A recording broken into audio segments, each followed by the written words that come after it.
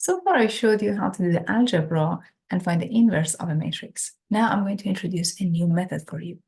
In this method, what you're going to do, you're going to take the matrix A and you're going to write down the element of identity matrix of the same size next to it.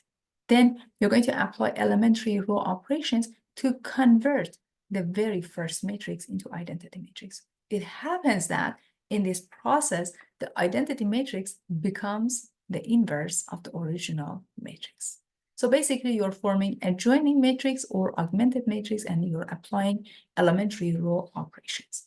Let me take the first example and find the inverse of that matrix using this method.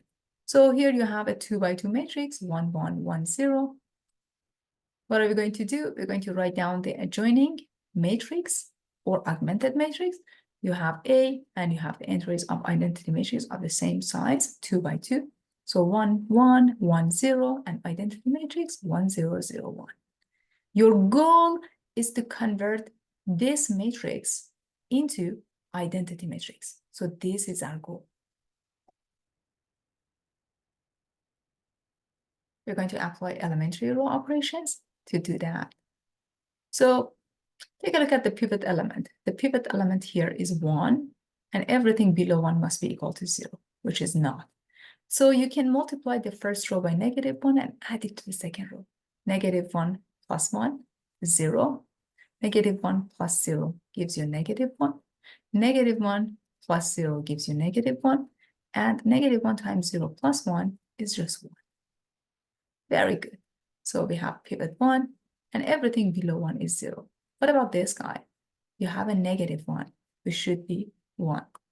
You can divide the second row by -1. The second row becomes 0, 1, 1, and -1. Now take a look. You have a 1, but above 1, you must have a 0. So it should be a 2 by 2 identity matrix. What you can do, you can multiply the second row by -1 and add it to the first row. By doing that, you get 1, 0, 0, and 1, right? So now take a look. Your original matrix became identity matrix. And this matrix on the right-hand side is going to be the inverse matrix.